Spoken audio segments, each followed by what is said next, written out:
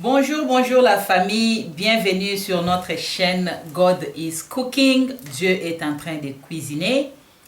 Mon nom c'est Nisha Mayele et je vous salue tous au nom de mon Seigneur, mon Sauveur et surtout mon ami Jésus-Christ. Nous continuons avec la lecture de la Bible. Nous avons fini les chapitres 1 du livre de Genèse. Nous avons quand même pris beaucoup de temps sur ces chapitres parce que comme j'avais dit, chapitre Oyo, il y a Genèse 1, et c'est tellement important que ce que comprendre en côté. Ce que comprendre était mystère au dans Genèse chapitre 1. Ce qu'on dit mais en pété, ce qui vérité au dans il y a chapitre 1, il y a Genèse. Ce qu'on dit mis en côté, il y a moi no moni reste la Bible bien sûr outil alors comprendre en côté. Donc Genèse chapitre 1 et ça la mathématique 1 plus 1 égale 2. Ce qu'on comprend de 1 plus 1 t, jamais au-dessus qu'on comprend de x na y. Donc il y a moi qui vraiment temps, il y a qu'au passer moi temps et mingi dans chapitre 1 qu'on expliquer le mystère mingi au tout découvrir ensemble dans chapitre 1. J'espère que beaucoup parce que na bande ko sala misusu en anglais, misusu en français. Mais bandeko mingi na réclamer balobi que non faut etozala accessible quand même na batu nyonso. Bon yango tolobi to sala émission oyo na français et lingala. D'accord. Alors sikoyo lelo toza na chapitre 2. Totanga chapitre 2 to bandi na verset 1. Genèse chapitre 2 verset 1. Ainsi furent achevés les cieux et la terre et toute leur armée. Dieu acheva au 7e jour son œuvre qu'il avait faite, et il se reposa au 7e jour de toute son œuvre qu'il avait faite.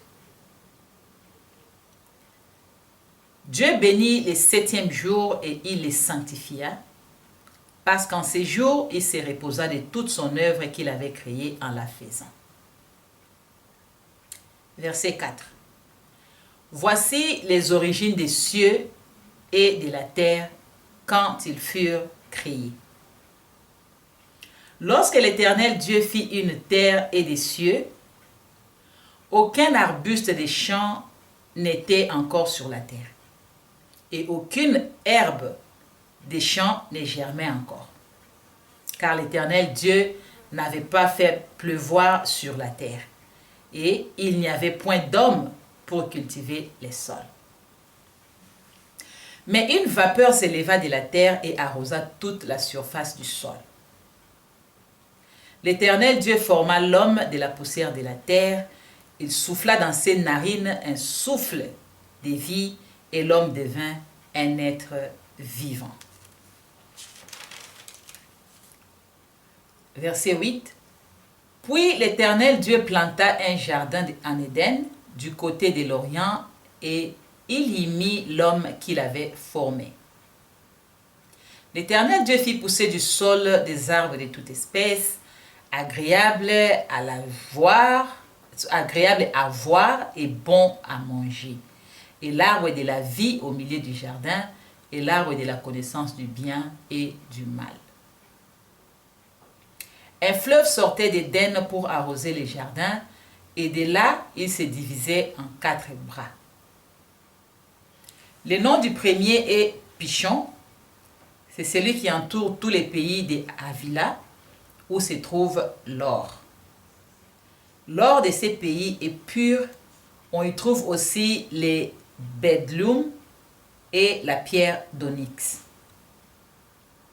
Le nom du second fleuve est Guyon. C'est celui qui entoure tous les pays de Cash ou bien Cush. Le nom du troisième est Idekel. C'est celui qui coule à l'orient de la Syrie. Le quatrième fleuve, c'est l'Euphrate. L'Éternel Dieu prit l'homme et les plaça dans les jardins d'Éden pour les cultiver et pour les garder.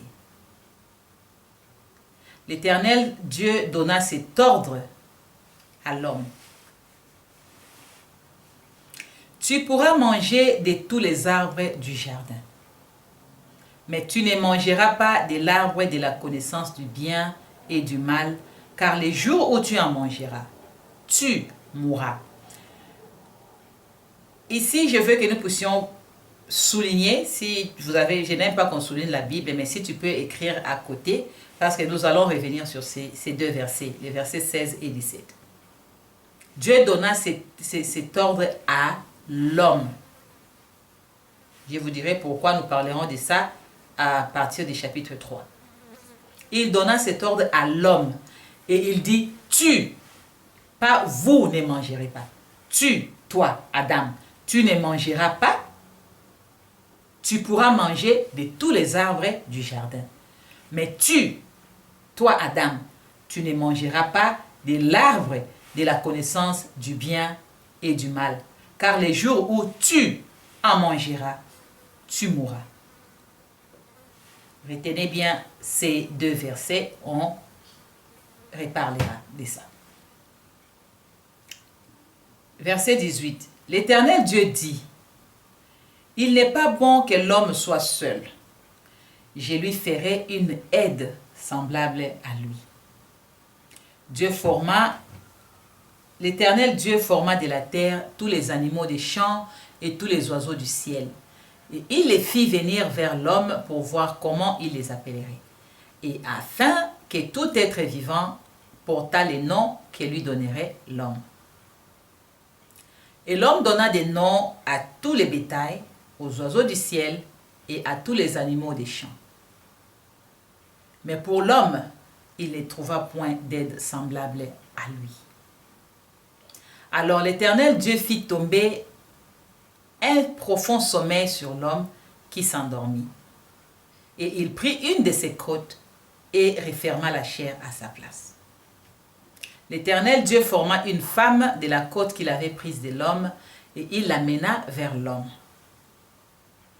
Et voici, et l'homme dit, verset 23, et l'homme dit, voici cette fois-ci celle qui est os de mes os et chair de ma chair. On l'appellera femme parce qu'elle a été prise de l'homme. C'est pourquoi l'homme quittera son père et sa mère et s'attachera à sa femme et ils deviendront une seule chair. Et dernier verset, le verset 25. L'homme et sa femme étaient tous deux nus et ils n'en avaient point honte. Là, nous avons fini de lire les chapitres 2 tout en entier. Alors, ensemble, nous allons essayer de les décortiquer, point par point, selon ce que l'Esprit de Dieu veut nous apprendre. Alors, je vais commencer par les versets 2 à 3. Chapitre 2, versets 2 à 3. Dieu acheva au 7e jour son œuvre. Dieu bénit le 7e jour. Alors aujourd'hui, batu bazoko discuter sur les sabbats. Ba misusu balobi sabbat ezali samedi. Biso ba chrétien tolobi sabbat pour na biso eza dimanche. Alors, je ne crois pas que c'est même nécessaire tous à la discussion sur journée de sabbat pour ça. Parce que souvenez-vous que les calendriers, c'est pas Dieu qui a fait les calendriers. Calendrier eza mutundi asala calendrier. Donc koloba ke non nzambe abandaki création na lundi. C'est pas vrai. Parce que nzambe appelle ça ce jour te que non na bandaki création, premier jour ezaki lundi, deuxième jour ezaki mardi. Donc pour dire que 7e jour selon la pensée de Dieu, ce n'est pas vraiment concernant un jour spécifique. La pensée de Dieu est que non, que l'homme puisse se reposer. Donc Dieu nous force à nous reposer. Donc, à salier moko musalati pendant 6 jours, à la 7e jour à peine. Donc, les sabbats, Pour yoka ba débat mingi yoka ba tumususu ba 7e jour adventiste sabbat eza samedi et ba chrétien bozana erreur sabbat eza dimanche. Wana ba discussion moko inutile mon frère. La discussion moko vraiment inutile. Sabbat ezalité sur quel jour? Parce que même na Israël ba moko kuna bazana système ya ba mois na ba semaine eza différent na ba oyabiso. Donc l'essentiel est que toyeba pourquoi est-ce que Dieu a instauré les sabbats? Il l'a fait pas à cause du jour ou même si les sabbats tombent, sur le sabbat na lundi. Et ça fait quoi? Pour na biso ba chrétien to bi sabbat na biso et ça dimanche. Tu respecter dimanche comme sabbat. Et Dieu aussi ne te dit pas que ceux qui na sabbat au salé loko bien au sali musala boy et lui ba que ça il sumu. Non, Dieu veut seulement forcer l'homme à se reposer parce que ayebi comment est-ce qu'il nous a créé? Ayebi que tozan a besoin nécessairement ya ko paiement. Pour ceux qui te permettent, c'est là que nous créons des problèmes de santé. Donc quand Dieu nous force à instaurer sabbat et à saliango comme une journée sacrée, c'est pour forcer l'homme à se reposer. Pour yo moka kanisa na ba chef ba compagnie onyoso soki tozaki ke o nzambe a forcer ki likambo sabate nde ba faire travailler biso de lundi à lundi. Je te dis nzambe sala ki on de façon que mutu yemo d'abord fois paiement ba nyama parce que ayeba ki que même les animaux ba kozana besoin repos parce que siko peut-être ba utiliser sou ba nyama penza te pour non sa bilanga mais na série wana zaki même ba nyama ba de ko sala no sala ya labeur. Donc nyama pe fois paiement nyama de comme ma biloko les autres comme même na mituka et tout ce qui fait que l'homme maintenant fait presque misala nyonso nyama sala sou vraiment te to utiliser sou ba nyama penza te mais même c'est rien qui cheval fois tambola ba distance et tout donc Dieu a voulu simplement nous forcer à nous reposer. Donc mon frère toi na ba débattre que sabbat ezali parce que j'ai mon frère à moi hier côté m'envoie sabbat. Donc vendredi abi sabbat fait banda de vendredi à samedi. Vendredi n'a pourquoi partir ce qui à quelle heure ti samedi ce qui à partir il y a quelle heure donc ba heure wana akoki kolia el biloko mutalambi na heure wana te wana ba extrême tu vois. Ce sont vraiment des extrêmes. Wana eza vraiment ba extrême moko oyo nzambe ana mo besoin te. La pensée de Dieu ce qu'on l'a dit même Jésus tango azwa ki problème abane ko guérir batu na jour à sabbat ba potre ne bane ko kene ko kota na bilanga ba zui ba grain ba lié jour à sabbat et il leur disait toujours notion là qui apprendre bango c'est que nzambe alobaki te que ce n'est pas concernant une journée. Nzambe alinga ki seulement a forcé yo au paiement parce que si Dieu ne nous avait pas forcé à nous reposer, je te dis to linga to bana ko sala de lundi à lundi sans repos. Je crois tout ça clair sur ces sujets. Sabbat, c'est pas concernant un jour spécial, mais c'est concernant les repos que tu dois prendre un jour pour se reposer, pour honorer Nzambe na jour wana. Ceux qui pour bino l'église na bino ezali samedi, gloire à Dieu. Ceux qui pour na biso ezali dimanche, gloire à Dieu. Donc et kawana muto sali sumu azate ote soko sali boina sabbat o sali sumu okeli felo lokuta. La deuxième des choses, oyo molimo nzambe azo ko dukato tirer attention na yango, c'est que totangi na Genèse 2 à partir du verset 7. L'Éternel Dieu forma l'homme de la poussière de la terre et il souffla dans ses narines un souffle de vie et l'homme devint un être vivant.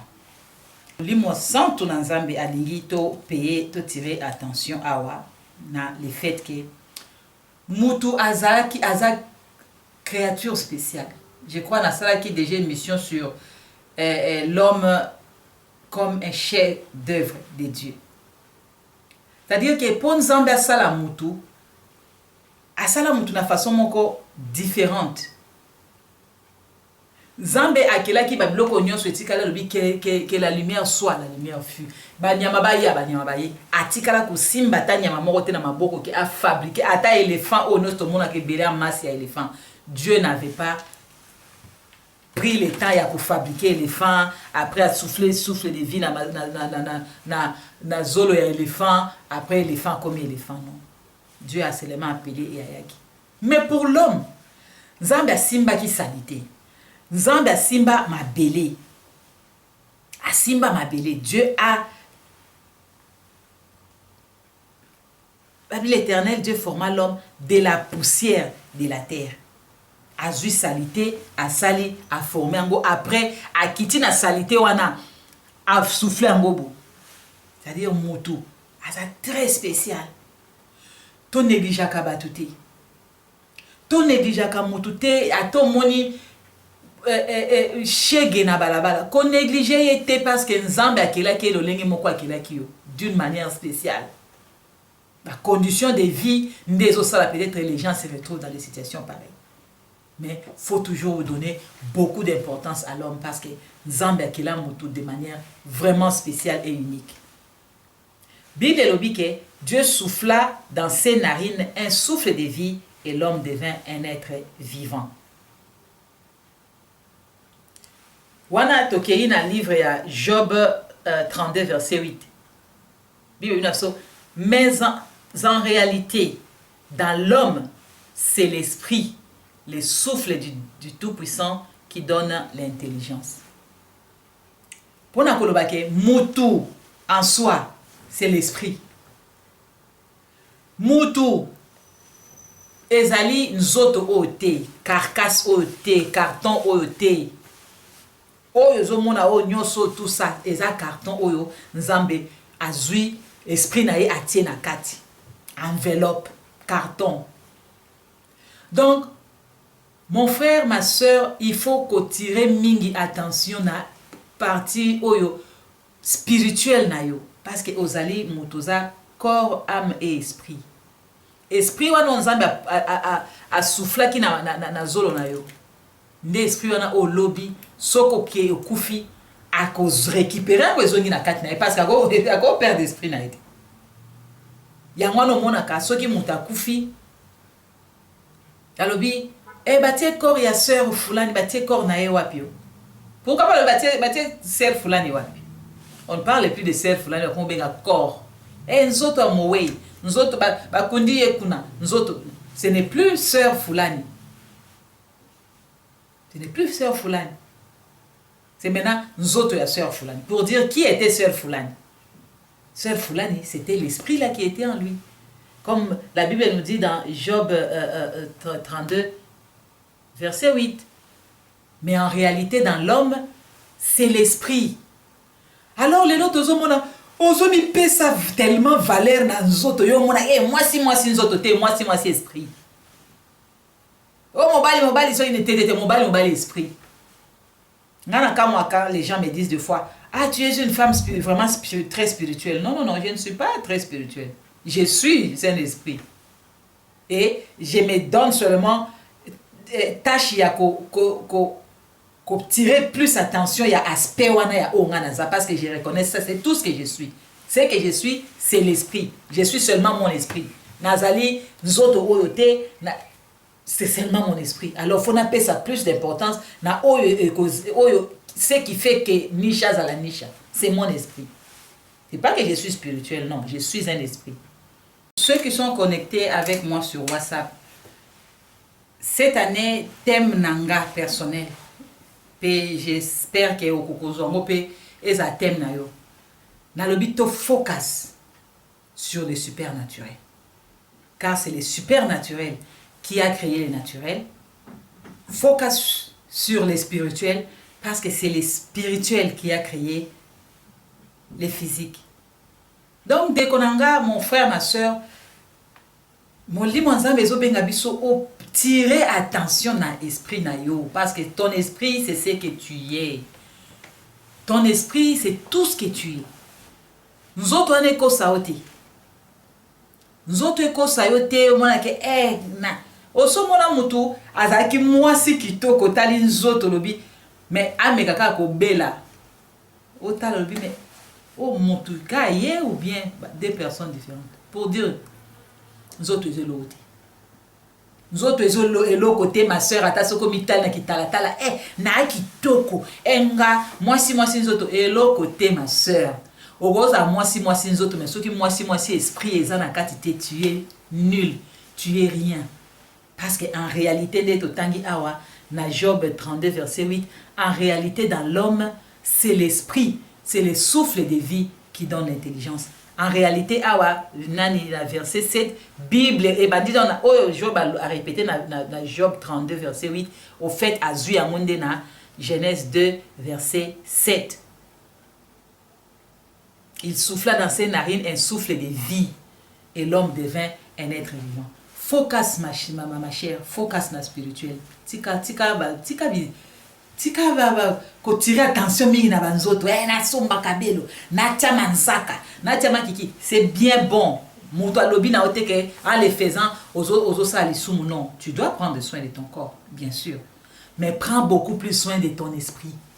Au moins ndengo sukola nzoto na o chaque ndengo sepela na ngo pakola ngo mafuta o pomper ngo parfum sukola ka molimo na yo pakola molimo no mafuta cher. Sombela kango ba parfum wana okay le petit sera ba parfum fo ayo kango solo nango etikali pa, c'est très bien. Fais la même pour ton esprit. Prends soin ya esprit na yo. Prends soin ya esprit na parce que c'est tout ce que tu es. C'est tout ce que tu es. Les lots ceux qui au koufi donc les corps là c'est plus rien. Ba to ko ba ba teki corps ya frère wana wapi yo. Pourquoi ba te frère wana wapi? Non, bah t'es corps. Pourquoi? Parce que aux sous-soutés, mais quand on a les akawana, mais ton corps là on va te donner beaucoup misana. Les akawana, les on a sur place. Mais parce que l'esprit n'est plus là, vous a sous-souté. Alors toi, tu es esprit. Oh t'as ça très spirituel, non, très spirituel les alatés. Tu es esprit, connecte-toi plus na esprit na yo. Focus sur le supernaturel. Alors, nous continuons. Et nous sommes toujours dans le chapitre 2. Nous sommes toujours dans le chapitre 2. Donc, ici, on a verset 15. Dans verset 15, Tomoni, Bible et le Bélibiso. L'Éternel Dieu prit l'homme et les plaça dans les jardins d'Éden pour les cultiver et pour les garder. O siko na lobela mingi bandeko nanga ya Congo. La première industrie au Nzambe sala na mokili mobimba. Et ça agriculture. Et a minerai kututé. Et ça minerai et zali ce qui ni pétrole donc c'est l'agriculture. Or les minéraux étaient déjà dans le sol. Toyoki a verset verset 12, on a parlé de l'or. Verset 11 et 12, on a parlé de l'or, on a parlé de la pierre d'onyx, c'est-à-dire les minéraux étaient déjà là. Mais Dieu n'a pas dit, dans verset 15, il prit l'homme pour qu'il aluka minéraux. Ah, la diamant. Les vrais diamants, c'est la terre. Les vrais diamants, les vrais or, c'est la terre. L'agriculture, c'est la première industrie au Nzambe Akilaki. Mais le autre monde en Congo, jeune garçon qui s'abilanga, naza artiste. Artiste, ozo sa nini butu. Poto comme artiste. Mon frère, qui est s'abilanga. Il y a beaucoup d'espace na Congo, on a beaucoup d'espace, personne ne cultive rien. Na Congo, sur aux fermiers, bah mon yoneti, aux pauvres. Or, je vous dis, nous sommes ici, moi je suis à Cape Town en Afrique du Sud. Ah, on a Cape Town, bah vrai boss. Oh, bah Colombongo, il faut voir. Bah Colombongo, ce sont les fermiers. Les gens respectés et craints Nakata Mboko, ce sont les fermiers. Pourquoi? Parce que bah comprenant que Nzambe atindaki Adam alobi a cultiver et bah zwango batia en application. Les lois frères ici bazanga elo hotel. Na mboka oyo ezala na ote mikolo matungule bunga te tomate bungara te na comprendre te bitabe eza bango bazana na saison te basi ba comprendre que agriculture en Afrique ici ba boaka tomate ba sela ote tomate bilemba balambi la tomate bilemba te o matungula ko pour les saladiens na pondula okuta ma sœur ce que poli faut boaka o ezo sala ko lambi la matungula o ya matungula o pola ezali manque agriculture o ça que ma question la tomula bilemba saladiens na fumbo lokuta ça la tomate au pola te so ka tomate lembi za so frete même carton carton on jette. Pourquoi? Parce que ces gens vendent ça agriculture développer agriculture mais biso na Congo minéré na minéré et l'autre ça na minéré ngopé to yebité bazui chinois baye komi ko zo minéré ngo et l'autre bazo ça ngo congolais talaka a lokota miette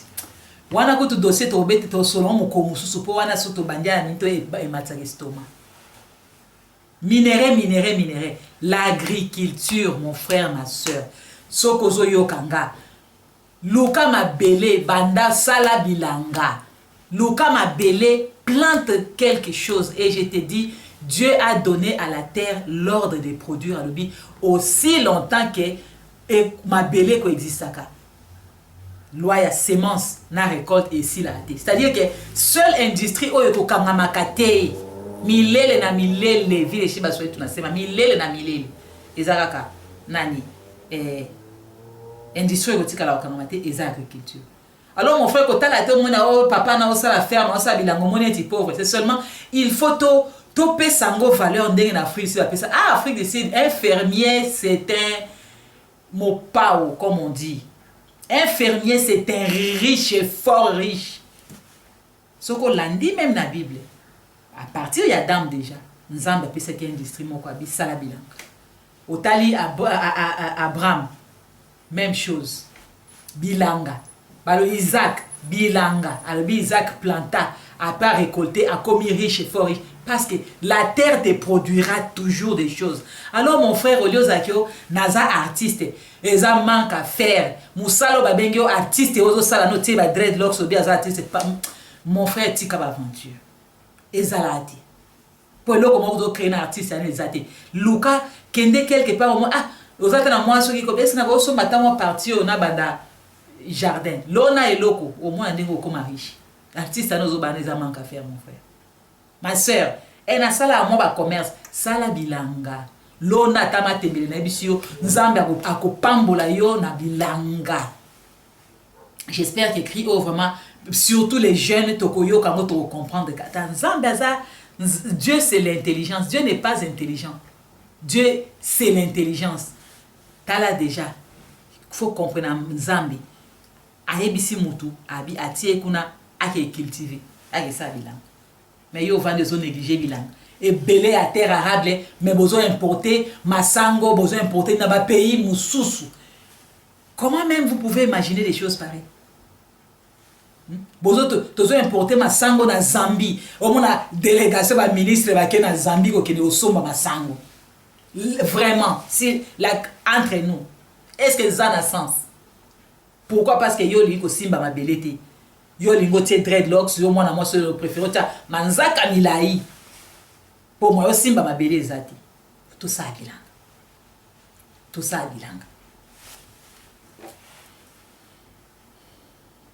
to l'équipe parti wa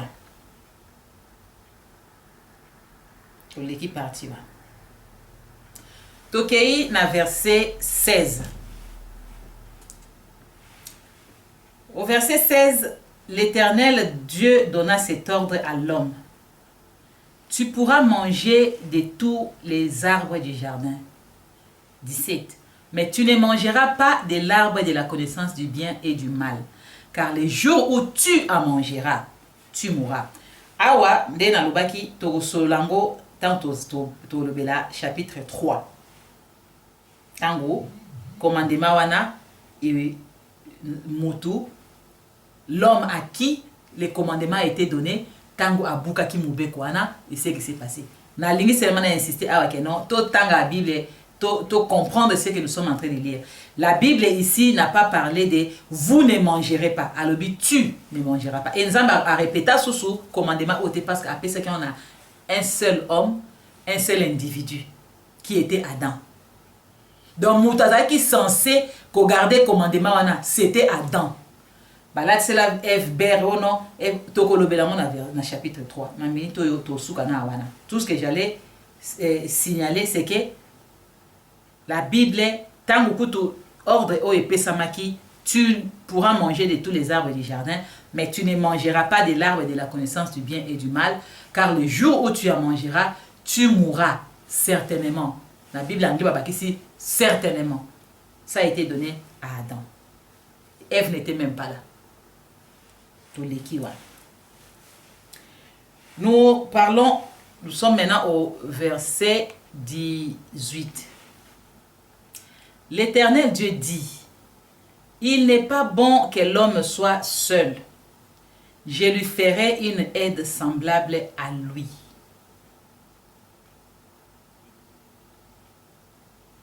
Je lui ferai quoi? Une aide. Une aide comment? Semblable. Semblable à lui. Awa sikoyo, tozomon a la pensée de l'homme concernant les mariages. Quand on dit semblable, c'est compatible à lui. C'est-à-dire, d'abord, la femme, la pensée aux Zambata, mais Adam Azaki n'est pas bien. Parce qu'il y a un Adam a réclamé qu'il n'a pas été. Il n'a pas dit que naza bo naza awa naza vraiment lesté pour naza ngamoko na banyama. Non, Adam a pas même pas qu'il peut y avoir être mususu lokola ye. Nzambe ye moko na bolingo na ye na préscience na yalobité. Place on a moni eza bien vraiment te tikana sala mutu mususu oyo azali compatible na ye. Pour na nini po a aider ye. Alors, fais ça c'est quoi attention là. Mon frère, la femme okoki ko kende ko luka o bala moi cité parce que au monike age pusani na baye ko sukola bilamba na nganga moko komilambela ka fufu il faut siko na moni et comme il faut na bal. Après wana otala eloko nyonso ele kana babala o elati jupe elati robe lobi moi si wana na bal. Na kiso. Des côtés va premier autres. Avant de décider d'abord il y a kobala ou bien il y a ko s'engager na mwana ya mutu. Au moni nzambe apesi d'abord Adam musala, c'est-à-dire Adam azaki chômeur te. Azaki fermier. Azaki na musala na ye avant nzambe betele masolo ya mambali ba. Yo zo va na ndako ba boti na o. Ozana musala kutute bazo sombela olipa na tombo fufu ozo la mama bino telo fufu na sani mais oki kokumba na seranga ni pe serpe tellement monika eloko elatika pantalon abi bon na zu mobile non mais côté ba problème ezo bima yango wana côté ba problème ezo ko bimande yango wana oza prêté ozana musala te ozana ndako te o comment ko fana na kezwa na batangle babaka girlfriend copine ya nini pobo coopérer nini parce que oza elote. Mon frère, sois sérieux. Zala sérieux. Soko moni que comme na âge que non il faut bala luka d'abord le consal pe lo mwana ndako ba parana pota mo ke luka za copine wana po osane o tia wapi pona ki copine wana après on se retenir pété et comme il y a ba zemilobi et comme bana ba yeko kota na kati allez tu compliques la vie pas d'une seule personne mais compliquer la vie à batonsus. Sois sérieux. Nzambe avant a pesa a bloquer la dame moi si abane d'abord couper ses musala ndé na lobi a ça dit pour que a cultiver bilanga. C'est-à-dire Adam azaki na musala.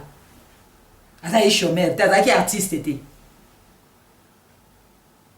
Yo pe moi si on a zo ba mingi na ba ona ba balite soko vandika omoni okomi na ba 20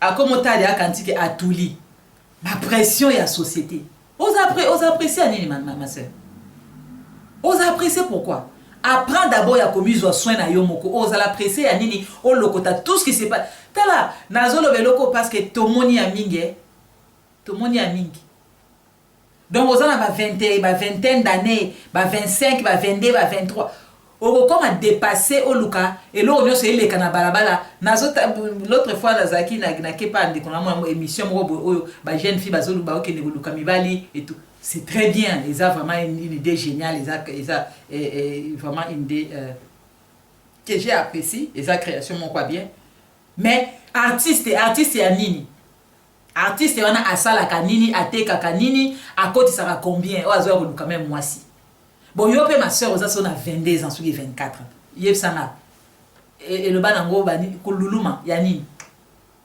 non ma sœur non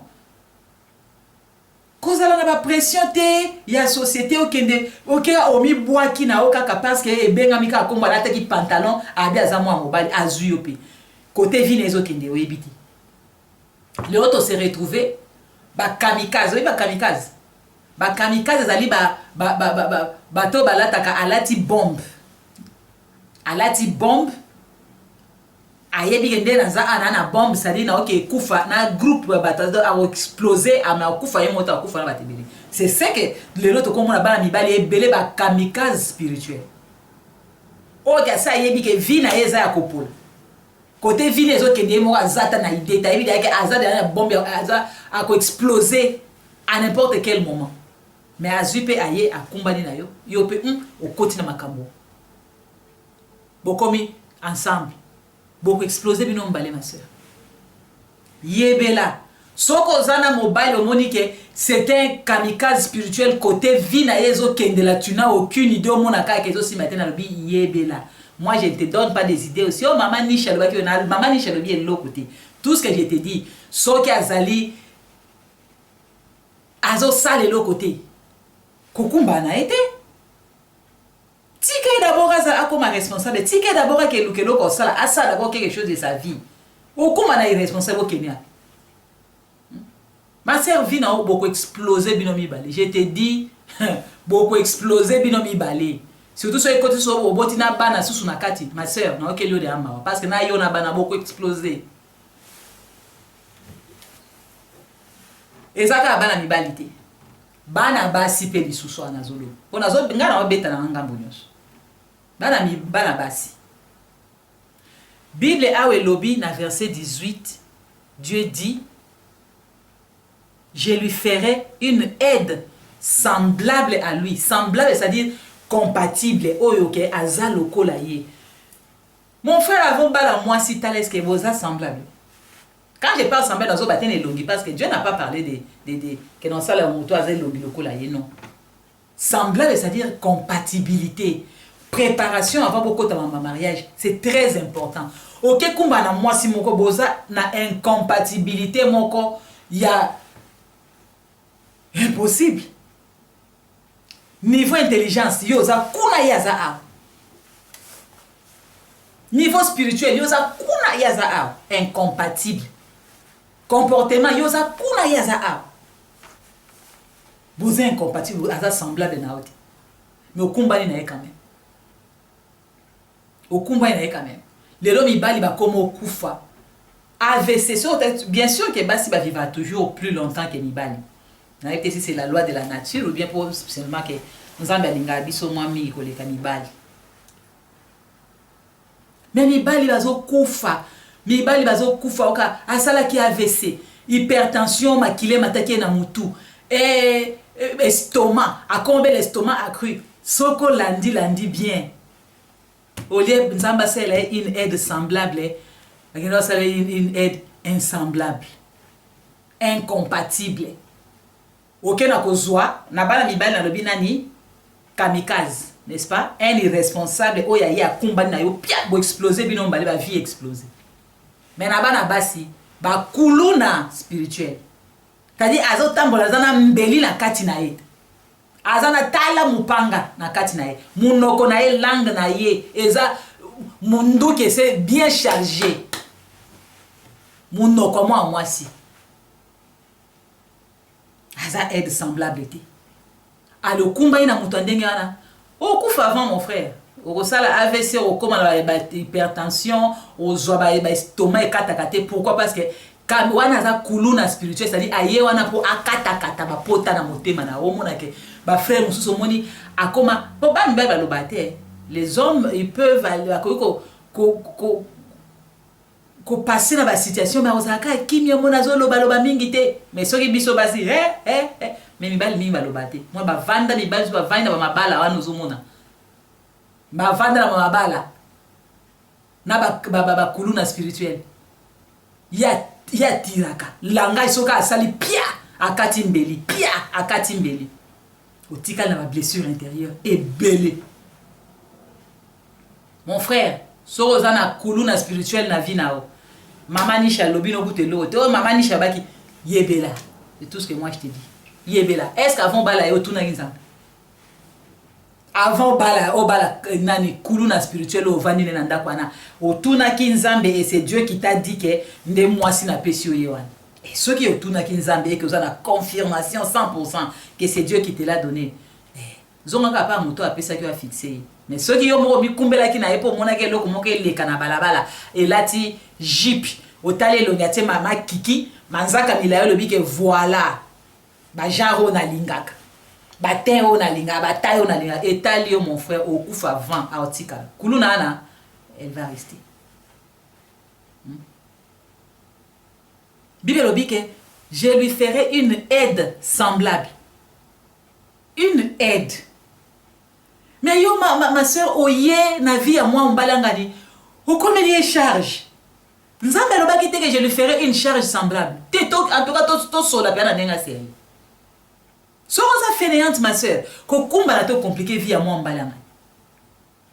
Parce que tu étais supposé être une aide, c'est-à-dire ko aider na ba projet, ko aider na ba idée, ko aider na ko apporter de façon que ensemble bo ke liboso. Mais yo sikoyo yé na vie à garçon ngani, on se retrouver et comme net nza qui je lui ferai une charge semblable. Au community amemi ngambu na mukongo na ye. Non, non non non, non non non, non. Non, ma soeur. Quel comme ça là? Ça les locaux. Oui, bozo bomisa ba mi bali avant. Les hommes meurent. Mokozo kana passe na mawa. To solo makambo bien à tête reposée mko mususu.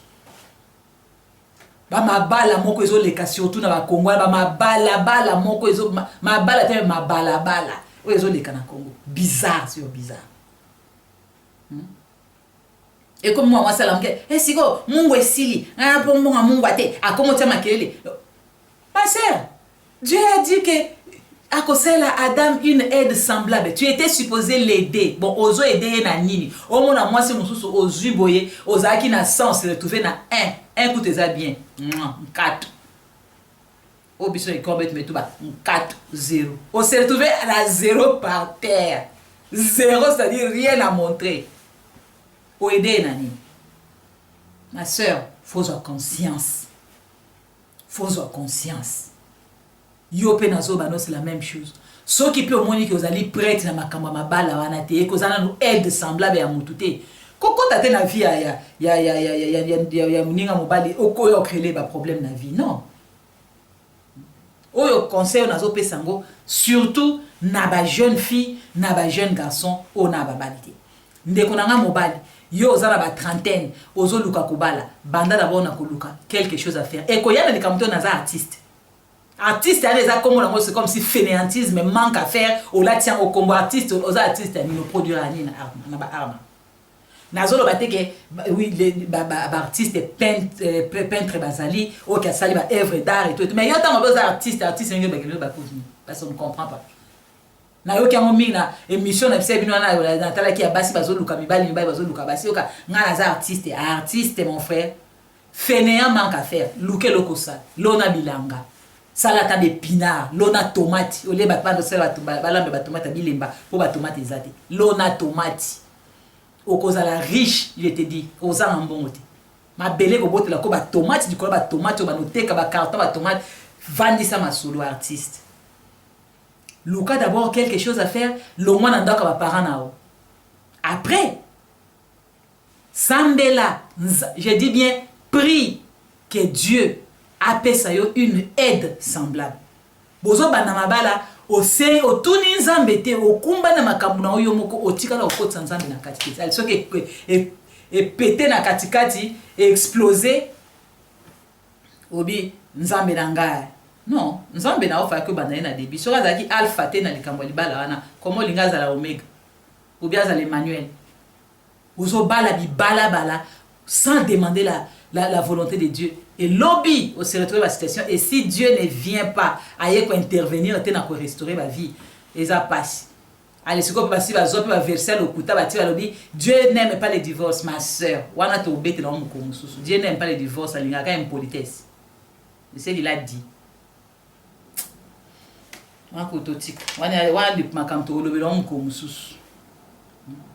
Ma soeur, avant de s'engager dans moi Mobali, rassure-toi qu'il fait quelque chose, il n'habite pas chez ses parents. En plus, Sambela, Kenzambala, ce que voilà, na sali aide semblable pour naï. So que j'ai confirmation là, koko takabi kota kota te pour la nuit pour osa la posa au bal, posa désespéré.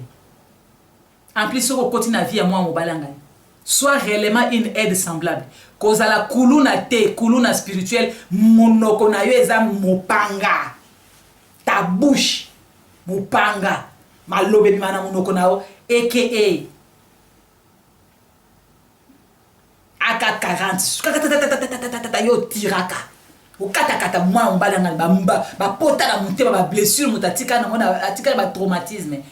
Tika. Soko za bongo za na kata na ozola na changer. Soko zo changer te na éviter pourquoi za na libala ontilelo. Franchement. Sambela. Kota ba prière. Nzamba changer. Asunga yo réellement changer. Pour continuer comme te ba kete nzamba pexer divorce. Alors, je crois, na lobby mingi sur matière oyo. Il y a des kamikazes spirituels, des frères oyo aza déjà vie na eza déjà bombe, ils osent l'exploser. À côté sur moi na moi si vous explosez une balle, na ban. Ozui pe moi na moi si pe kuluna spirituel, atambola na mbeli na kati na kata monoko na. Yeso ka lobby eza ba tire Bo changer. Que l'esprit de Dieu vous aide réellement à changer. Nalina 6 chapitre Oyo 2 pour photo se rassurer que tous les temps ibele bete de tous qui na Genèse 1 toke sikoyo na verset 21 à 22. Alors l'Éternel Dieu fit tomber un profond sommeil sur l'homme qui s'endormit. Il prit une de ses côtes et referma la chair à sa place. L'Éternel Dieu forma une femme de la côte qu'il avait prise de l'homme et il l'amena vers l'homme. Et l'homme dit, voici cette fois-ci, celle qui est os de mes os et chair de ma chair. On l'appellera femme parce qu'elle a été prise de l'homme. Awa eza opération sans cicatrice oyo nzambe asala ba mibali. Tant batala ma côté na boba mona ateke muku amoko ese longwa bango parce que nzambe azanzambe asala opération sans cicatrice. Ti le lo sala bango ka opération. Tant nzambe alalisa ki mobali apesi anesthésie. Bali boso to kama ma chirurgie. Apesi mobali anesthésie mobali alali. Allez, nzambe abanisko kotala, Dieu commence à regarder.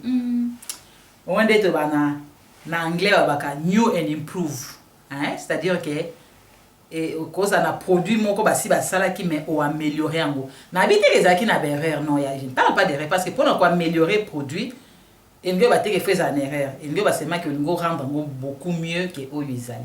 Je crois que c'est ce que Dieu a fait à créer la femme so otali moi si aza réellement produit amélioré ya nzamba tali longa moi mobali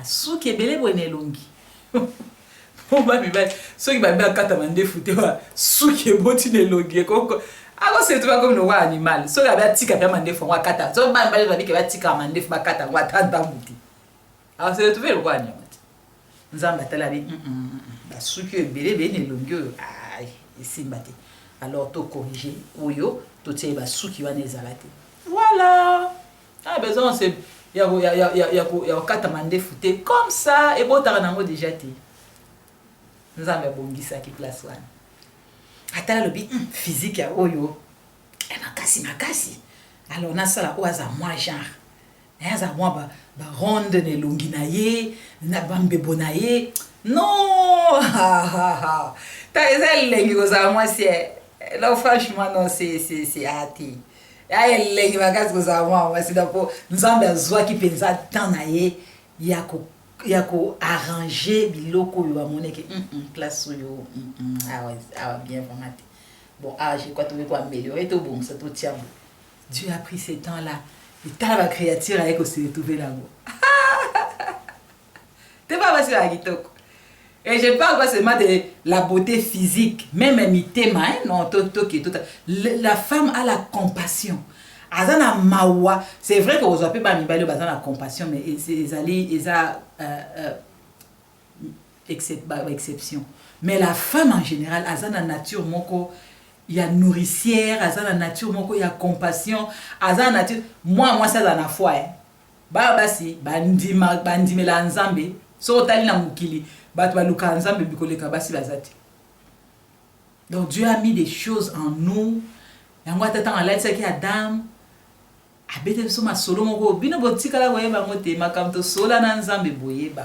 il nous a dit des choses.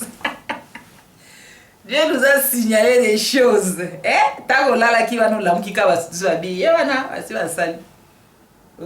Voici cette fois-ci. Oh, c'était besoin cher de vacher, mais Dieu nous a raconté des histoires. Après ça, il faut mailler. La qui sait quoi faire tant que qui a roulé là, moi on dit basi. Au moins on dit oh être faible. Faible. Faible peut-être physiquement mais awa. Tout ça makasi. La femme peut endurer des choses que l'homme ne peut pas endurer. Moi si oyo mobile a ticket par exemple na ban o mobile a sundole na ban na moi mobile au moins ça sundole na ban comparé ba kana au monde moi mbala wotli akoli kana mais moi ça hôtel m'a piqué a piqué mon appel que non la tie pesant akoli se bana. Dieu nous a doté des choses non yangwana franchement personnellement en tout cas parce que il nous a fait en tant que femme, il nous a fait des êtres vraiment merveilleuses, vraiment merveilleuses. C'est pourquoi l'homme quittera son père et sa mère et s'attachera à sa femme et ils deviendront une seule chair. Voilà, donc l'homme avant de s'attacher à sa femme doit nécessairement quitter son père et sa mère. Yo va na ndako ba boti na yo, otikala ko quitter ba moté, oké kumba na ta femme. Ah mon frère, sois sérieux. Nazo beta c'était alilo, soko za na ka ba te ba condition ba situation, ba condition ba situation mais vana ko bala te, c'est mba forcer na magasi. Bati ombeli na ni bati omunduki na mutu il faut nécessairement bala. Non, muta azo menacer oté. Quitte d'abord ton père et ta mère, après va t'attacher à ta femme. Soko kitana ton père et ta mère te tika mwa mwasi na mikini. Et yo pe ndeko nanga kokumba na te ke na ke va nandaka baboti. Nandaka baboti ani. Et sika bota maki buzo ba ma sœur. Tokola. To changer. Que l'esprit de Dieu nyonso tozoloba, que l'esprit de Dieu nous aide à comprendre ces choses et à les mettre en pratique. Tia vie na sérieux au monde que nzamba ko assister yo nenga baki apesio aide semblable, c'est-à-dire avant ba ozwa aide, c'est-à-dire ozo sala quelque chose on ba accéder aide le quoi maçon na aide maçon bon yo ozo sala tele côté siko aide ozo luka aide pour au saloni.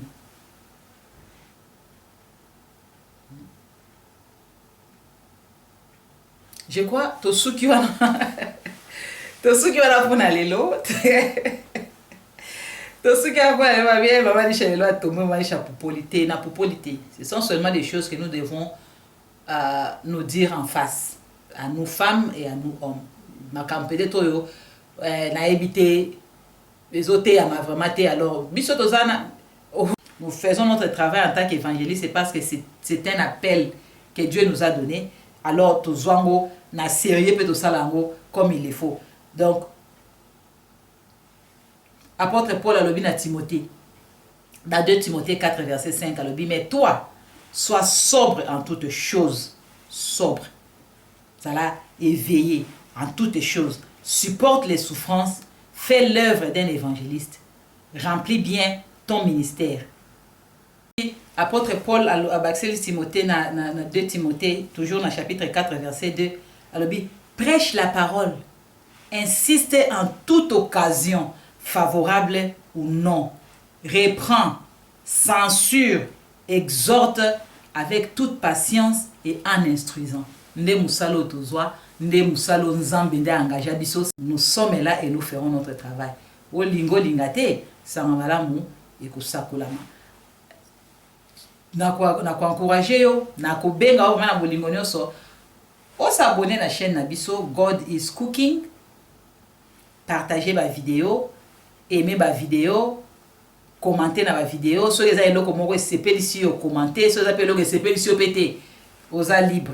Mais avec ou sans abonnés, même si tu as un abonné mon coca, même si tu as un abonné mi balé kaka, tant que Jésus-Christ a parmi abonné wana, tu es à l'ilobana. Tu es katati. En tout cas, tu es à l'ilobana zambe tu es katati. Tu sa musala oyo apôtre Paul alobi na biso awa na 2 Timothée 4 verset 2. Prêche la parole, insiste en toute occasion, que ce soit favorable ou non. Reprend, censure, exhorte avec toute patience et en instruisant. Je crois tout ce qu'on a eu à parler. Et ça, poto to beta mutuli bakute, mais franchement, poto instruire, to censurer ma kamususu, poto soit conscience et poto prier que Dieu réellement nous aide. Parce que ceux qui n'ont pas toujours, ceux qui locaux, au reconnaître ma bêtise, au nzanga au changer on dit, ceux qui reconnaître les soumuté, que eux ils ont les soumou, au senga au la repentance de lui, ceux qui reconnaître que place on a sa l'erreur, au changer comment. Donc reconnaissons nos erreurs et changeons. Demandons la grâce de Dieu, que le Saint-Esprit nous donne la grâce. C'est lui qui donne les pouvoirs et les vouloirs. Il y a qu'à changer. Que Dieu vous bénisse abondamment. Merci beaucoup Nakolanda Bisso. Et toko kutani susu à la prochaine. Auto continuer lecture biblique na Bisso. Merci na kozala nanga na journée à lelo. Na invité au susu na chaîne na Bisso God is Cooking. Dieu est en train de cuisiner. Et Nzambe azolambe la biso toujours makambo yasika azolambe la biso ba nouvelle connaissance azolambe biso ba instruction azolambe biso ba rappel parce que c'est il y a d'autres choses il y a que mbaliboso yo kango Dieu veut seulement te rappeler il peut-être il veut t'instruire les Saint-Esprit veut peut-être te censurer sur une chose donc nous faisons ce travail là pour vous. Espérons que oko s'abonner na chaîne na biso pour et permettre biso to atteindre le plus grand nombre de gens. Mais l'esprit a bien. L'esprit a bien, si tu veux, tu peux t'abonner et aussi à Bisso Malam Makasi. Parce que l'élo même des chrétiens a préféré à partager toujours des bobards, à partager toujours bobozoba. Ceux qui si que loko bazo finga. Au moins la vidéo ya moi si moko bo finga babat. Na ebi na otanga na kombo te pona ipe kombo na été bon baza peut-être belé. Donc nazolo baté que moko en particulier. Nde comment la vidéo circuler mais pourquoi vous partagez les insultes? Mais ma kamanzam le koyoka bouekeno maman ni chateibo a partager te au kansa na évite et je ne parle pas des païens gal ka païen déjà za na kana ya emo o païen au réseau na païen deni mais je parle des chrétiens OK à tali vidéo à moi yo qui peut ma campagne nzambe à lobel peut-être na yé ou bien ko intéressé pe mutu à partager te mais à otika otinde loma a otinde loma ka buzoba a otima surtout ya ko seka a continuer mama bibina bina yango na tozo encourager les autres seulement ko bina OK na TikTok mutunyoso ka ko laksa bassin assis ma sœur mais biso ils tozo encourager pas biso parce que moi je ne partage pas des histoires pareilles yo tozo encourager au lieu au encourager ne fils que makambo malamu et circuler au partager makambo ezo ko instruire bato ozo partager buzoba et si kaka mutazo bina nde o yango bato ba comme bazo obligé ko bina parce que na ko bina o nde bato ba ko partager. Or chez nous le but c'est pas que o bato ito yebana non que la parole de Christ soit connue que la connaissance de Dieu ekota na kati ya bato. Voilà pourquoi nous sommes là. Vraiment merci beaucoup Nathan Nayo et que l'Éternel vous bénisse.